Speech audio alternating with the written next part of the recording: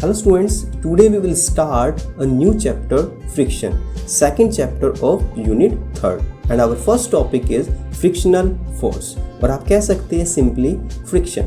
What is friction? Student, जब कोई एक बॉडी दूसरी बॉडी के सरफेस के ऊपर मूव करती है या मूव करने की कोशिश करती है तो एक अपोजिंग फोर्स एग्जिस्टेंस में आता है जिसे आप फ्रिक्शनल फोर्स बोलते हैं जो मोशन को अपोज करता है, that is called the frictional force. तो स्टूडेंट सिंपली जो फ्रिक्शनल फोर्स है वो एक अपोजिंग फोर्स है जो किसी भी बॉडी के मोशन को अपोज करता है. और you can define frictional force is the opposing force. Frictional force or simply frictional force is the opposing force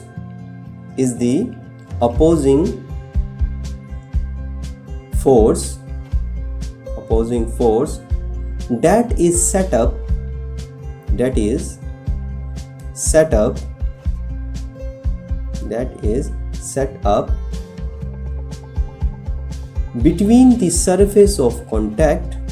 between the surface of contact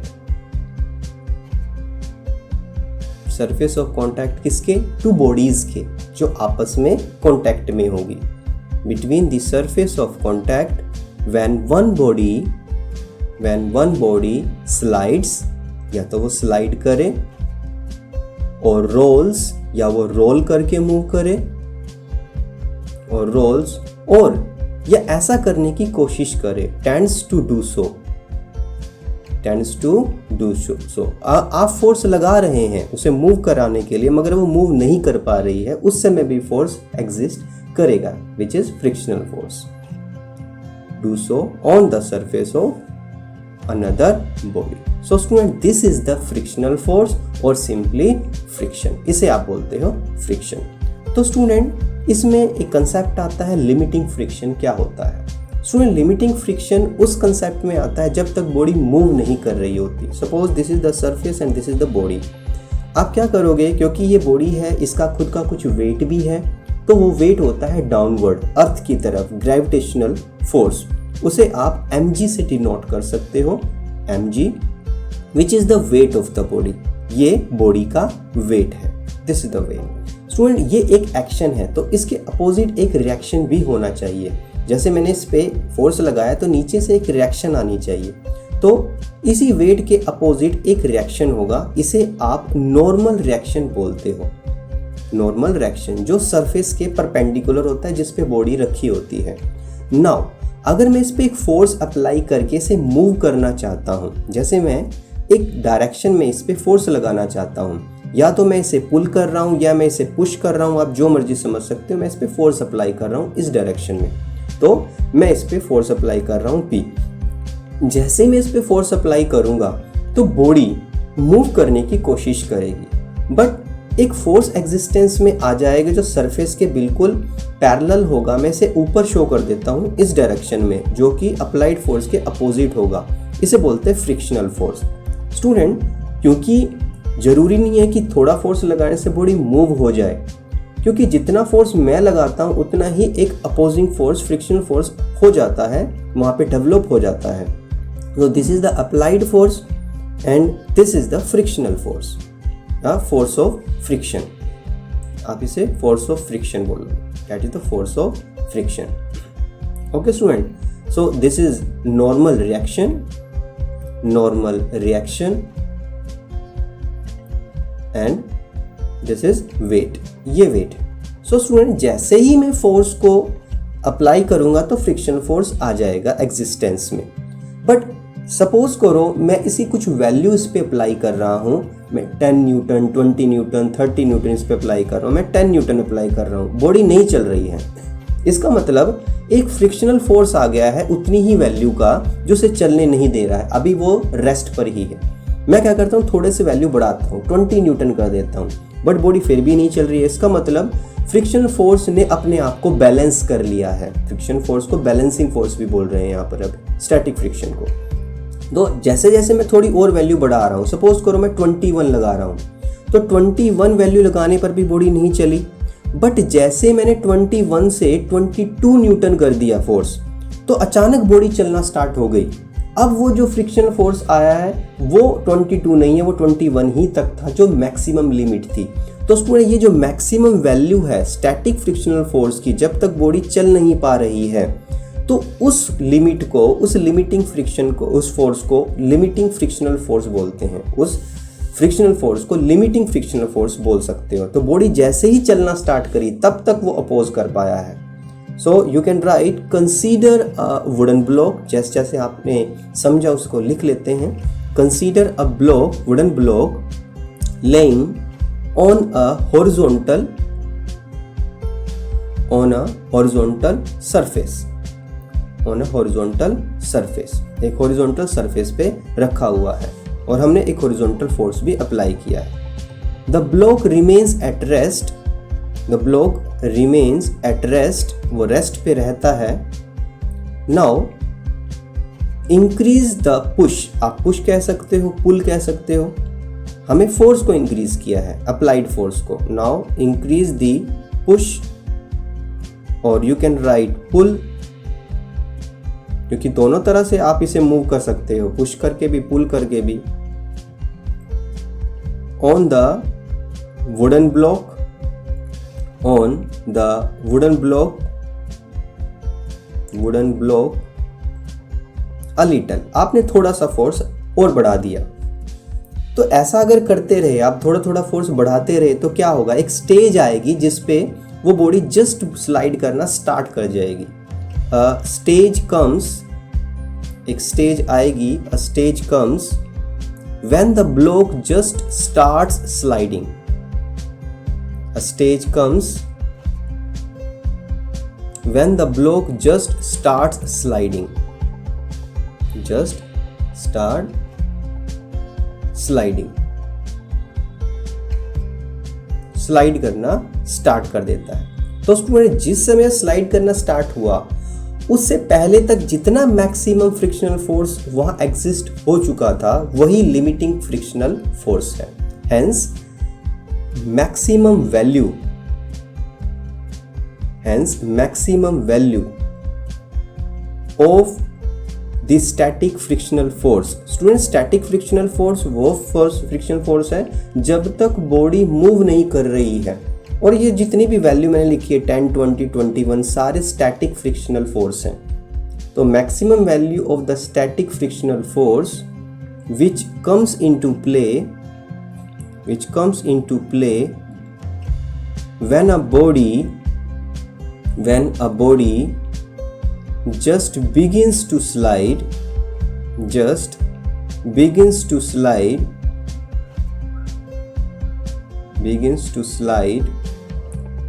over the surface of another body,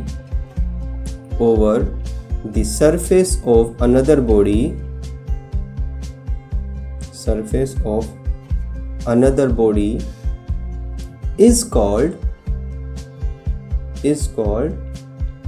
limiting frictional force. इसे ही आप बोलते हो limiting frictional force. नाम से पता चल रहा है limiting frictional force, maximum value of friction, static friction जब तक वो रेस्ट पे था, limiting frictional force. Okay student, तो क्या डेफिनेशन आपने पढ़ी लिमिटिंग फ्रिक्शन की? Maximum value, limiting frictional force, maximum value of the static frictional force. Static frictional force वो रुका हुआ है, चल नहीं रहा है। जब चलना स्टार्ट होगा उसके बाद हम कैलकुलेट नहीं कर रहे हैं। Which comes into play when body just begins to slide over the surface of another body is called limiting frictional force। इसे ही आप बोलते हो limiting frictional force। Okay student, so this is the concept of limiting frictional force। Student, इसके कुछ laws हैं, laws of limiting friction। तो इसे क्या laws हैं वो समझते हैं one by one। limiting friction हमने समझ लिया, maximum value, इसके क्या laws हैं। Student, जो हम मैग्नीट्यूड की बात करें फ्रिक्शनल फोर्स की, वो किस पे डिपेंड करेगी? वो डिपेंड करेगी सरफेस पे। ये जो फ्रिक्शनल फोर्स की वैल्यू है वो किस पे डिपेंड कर रही है? डिपेंड कर रही है जो सरफेस आपस में कांटेक्ट आ रहे हैं उनका नेचर क्या है। उनकी रफनेस कितनी है, दैट इज़ वो प्लेन है, वो उसके अंदर कुछ रफनेस है, तो उस पर डिपेंड करता है। जितनी ज़्यादा रफनेस होगी उतना ज़्यादा फ्रिक्शन होगा। The magnitude of the limiting static frictional force, इसका पूरा नाम लिख देते हैं। The magnitude of the limiting static frictional force, limiting static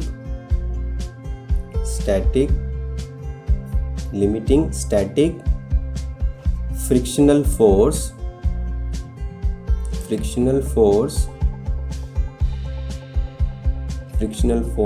depends upon the nature. वो किस पे डिपेंड कर रहा है? नेचर पे। डिपेंड्स अपॉन द नेचर, किसका nature? On the nature of the surfaces in contact, जो सरफेसेस आपस में कॉन्टैक्ट में हैं, जिनके बीच में फ्रिक्शन है। Nature of the surfaces in contact and on their roughness, और ये भी है कि वो सरफेस की रफनेस कैसी है, क्वालिटी कैसी है, वो प्लेन है, रफ है, on the roughness. Okay student, so magnitude of the limiting static frictional force किस पे डिपेंड कर रहा है? Depends upon the nature. तो नेचर आपको याद करना, of the surfaces in contact and on their roughness, किस पे? रफनेस पे डिपेंड करता है। तो पहला लॉ हमें याद हो गया, दैट इज द फर्स्ट। अब बात करते हैं सेकंड की। स्टूडेंट ये नंबर्स में सीक्वेंस में याद नहीं करने हैं, हमें बस लॉस क्लियर करने हैं अपने। सेकंड, एक्चुअली स्टूडेंट ये इस चीज पे डिपेंड नहीं करता कि कितना एरिया टच में है, उसका एरिया कितना कॉन्टैक्ट में आ रहा है। It does not depend upon the size और area of the surface. It does not depend upon the size or area of the surface. Size or area of the surface. Area of the surface.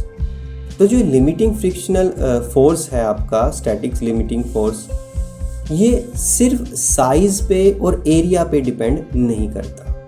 ये does not depend upon the size and area of the surface. ये सिर्फ depend करता है उसकी wait पर। कैसे? ये concept भी समझते हैं अभी। पहले डायरेक्शन की बात करें। अभी आपने डायग्राम में समझा, अगर आप फोर्स इस डायरेक्शन में अप्लाई करें तो जो फ्रिक्शन फोर्स है इससे अपोजिट होगा, बट ये यहाँ नहीं होगा, वो यहाँ होगा जहाँ ये टच में है, कॉन्टैक्ट में है सरफेसेस, यहाँ पर टेंजेंट, दिस इज इस डायरेक्शन में। बट आप लिख सकते हो पैरेलल टू द सरफेस आप कह सकते हैं, and opposite to the applied force आप कह सकते हो। ओके स्टूडेंट, सो जो फ्रिक्शनल फोर्स है, फोर्स ऑफ फ्रिक्शन है, वो टेंजेंशियल है, दैट इज पैरेलल है सरफेस इन कॉन्टैक्ट के। The force of friction is tangential,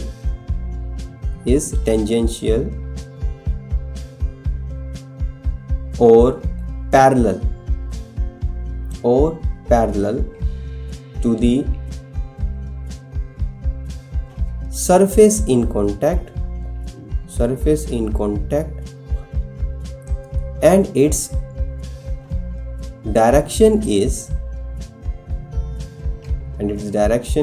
opposite to the direction, and its direction is opposite to the direction in which the body would start moving. In which the body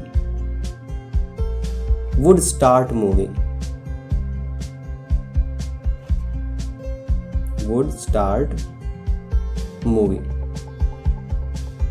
okay student, तो क्या समझा हमने? जो frictional force है, force of friction है, वो tangential है, मतलब पैरेलल है to the surface in contact, और इसकी जो डायरेक्शन है वो है opposite to the direction in which the body would start moving, जिधर वो चलेगी या चलने की कोशिश करेगी। Now the most important part, fourth में पॉइंट में पढ़ते हैं।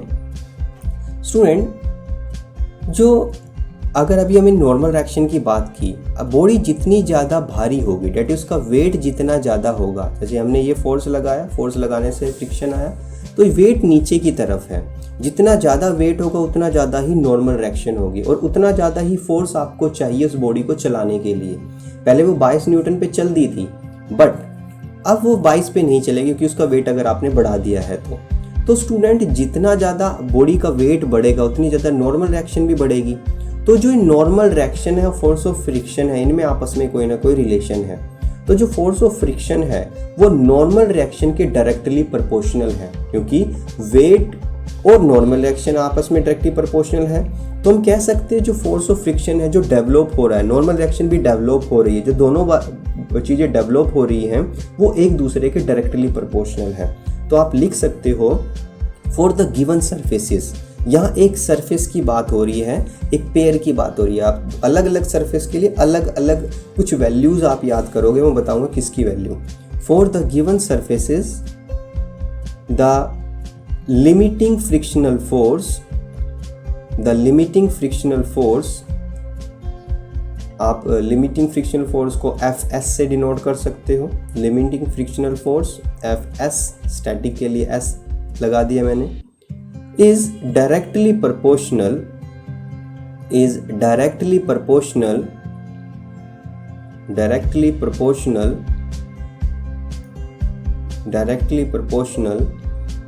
to the normal reaction, that is capital R. That is you can write जो force of friction है Fs, it is directly proportional to R। और जब आप प्रोपोर्शन साइन को हटाते हो तो एक कांस्टेंट आता है Fs which is mu s, क्योंकि देखो s इसलिए लगा रहा हूँ क्योंकि वो स्टैटिक है। mu that is the coefficient of static friction, मैं इसी mu की बात कर रहा था जो अलग अलग नेचर ऑफ सरफेसेस पे डिपेंड करता है। आप सरफेस बदल जाओगे mu s की वैल्यू बदल जाएगी उस पेयर के लिए, बाकी सेम रहेगी। Okay student, so this is mu s, ये क्या है? This is the coefficient of static और limiting friction.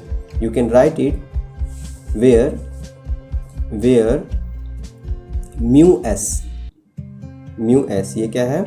Coefficient of static और लिमिटिंग फ्रिक्शन। स्टूडेंट अगर आप दो पेयर की बात करें, अगर वुड के साथ आप उस पेपर पे मूव कर रहे हैं तो उसके लिए म्यू की वैल्यू अलग होगी। उस वुड को ग्लास के ऊपर मूव कर रहे हैं उसकी वैल्यू अलग होगी।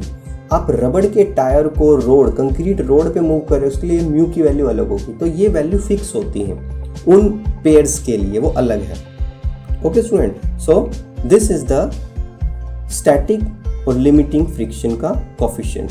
सो इसकी डेफिनेशन भी बनाई जा सकती है। अल्सो अगर मैं म्यू एस की वैल्यू निकालना चाहूँ, mu S which is Fs divided by R, Fs divided by R, so it is just a ratio. ये क्या है? एक रेशियो है। किसका? ये रेशियो है लिमिटिंग फ्रिक्शन फोर्स का और नॉर्मल रिएक्शन का। So you can define it as the ratio of the limiting frictional force to the normal reaction, that is the coefficient of static, the coefficient of static or limiting friction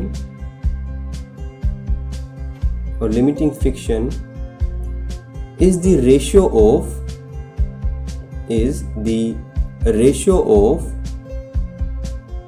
limiting